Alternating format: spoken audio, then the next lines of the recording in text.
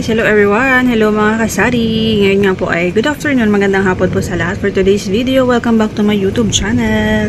It's me again. Ayan, for today's video guys, mag-haul po tayo ng mga napamili po natin kahapon and pricing po tayo. Nasa loob po yung mga napamili po natin.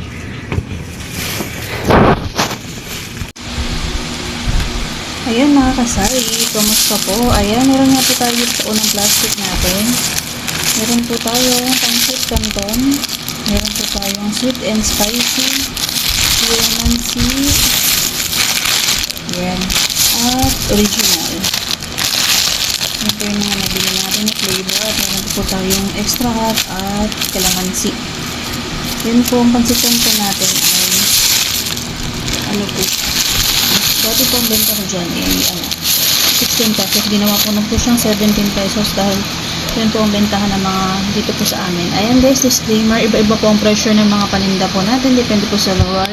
Dito po sa amin, sa Cavite area, yan po yung aking presyo. Ayan. Dito naman po tayo second na plastic guys. Dito meron po tayong Nova na malaki. Punan po ay 34 pesos. Binibenta ko po siya ng 39 pesos. Meron po tayong chicharon. Ang puhunan po ng chicharon ay 27 pesos. Binibenta ko po siya ng 32 pesos. Meron din dalawa po yan. Dalawa yung pong ating chicharon. Lucky Me chicken. Meron din po tayong Lucky Me beef. Ito naman po ay 11 pesos po natin. Binibenta ang puhunan po niya ay 9 pesos. Ito naman po na Nissan ramen. Ang puhunan po niya is 14 pesos. Meron po kasi dito sa amin na malapit na grocery store. Diyan lang po sa may labasan ng subdivision. So, ang punan po ito ay 14 pesos. 17 pesos ko din po siya binibenta. Ayan, yung maliit naman po na Nova ay 16 pesos po ang punan. 19 pesos ko po siya binibenta. Meron po tayong 3 pesos. Ayan, again guys, disclaimer po. Sa ibang lugar po kasi medyo mataas po sa kanila. So, mas mataas po kasi yung presyo ng ibang mga paninda sa ibang lugar. Meron po tayong, next po natin, meron po tayong kape. Ayan po mga kape guys. Nasa pagtaasan na nga po mga kape na 3-in-1. Ito pong kopi ko ay hindi pa naman po siya nagtataas. Pero ang Nescafe, nagtaas na po ang Nescafe. Ito po ang benta ko po sa kopi ko ay 15 pesos. Ayan, 10 pesos po natin siya binibenta. Meron po tayong kopi ko brown at blanca. Ito po yung mabenta sa amin guys. Ayan, best seller po yan sa ating tindahan. Mabili po ang brown at blanca. Naubusan na po kasi tayo ng brown at blanca. Meron po tayong asin guys. Ang isang kilong asin po guys is 15 pesos. Ang isang balot po nito ay kalahating kilo guys. So, binibenta ko po siya ng 10 pesos. Sa isang kilo guys, meron po tayong 5 piso. Ayan, sa grocery po yan binibili at nakaripat mga po ang ating asin. 10 pesos po na po siya binibenta ang isang balot guys.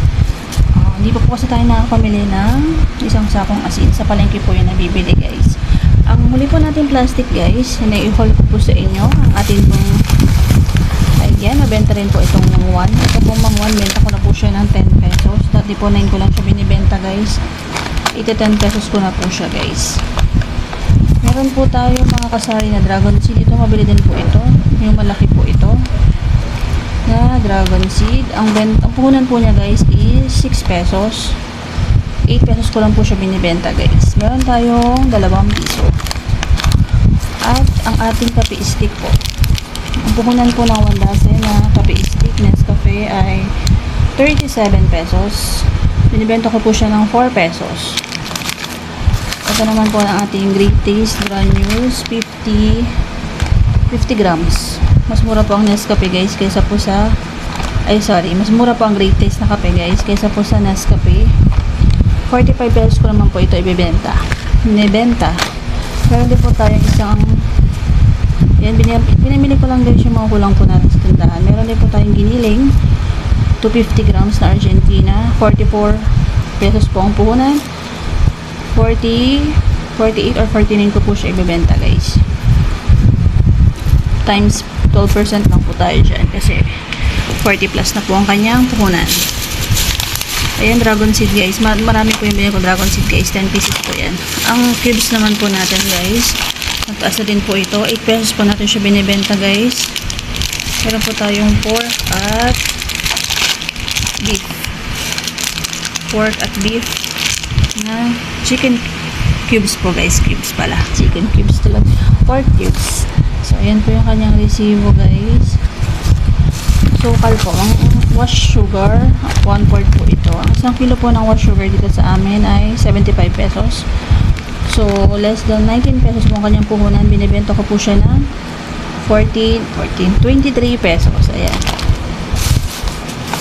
Ayan, meron pa rin po tayong binili na kape na blanca dito. Ayan, mabili nga po yung blanca. Bumili pa po tayo ng kalahati. Twin pack. Ayan, yun lamang po ang mga update po natin sa mga pricing at marami na nga talaga nagsipagkaasa ng mga paninda. At mas maganda po na mag-check po tayo ng ating mga resibo palagi para alam po natin yung mga presyo po ng mga paninda na nagtaas na baka po nalulugi na tayo, hindi po natin alam. Ayan guys, yun nga po yung mga napamili po natin kanina at kahapon po guys, at na-display ko na nga po siya kanina. Ayan, sa lahat po ng mga nag-subscribe po sa ating channel, thank you so much po guys. Palambing naman po guys, pahit po ng ating like button, pa-subscribe na rin po guys, at para mas updated po kayo sa i-upload po nating videos, pahit po ng notification bell. Ayan, thank you so much po. Mega love shoutout po sa ating mga nag-subscribe sa ating channel. Marami pong salamat. Thank you po sa support. And sana po okay kayo sa alright. Keep safe always. God bless everyone. Yun lamang po ang ganap natin ngayong araw na ito. Stay safe always. Ayan, dyan na po natin tatapusin ang ating video. Keep safe always everyone. And love, love, love. See you to the next one.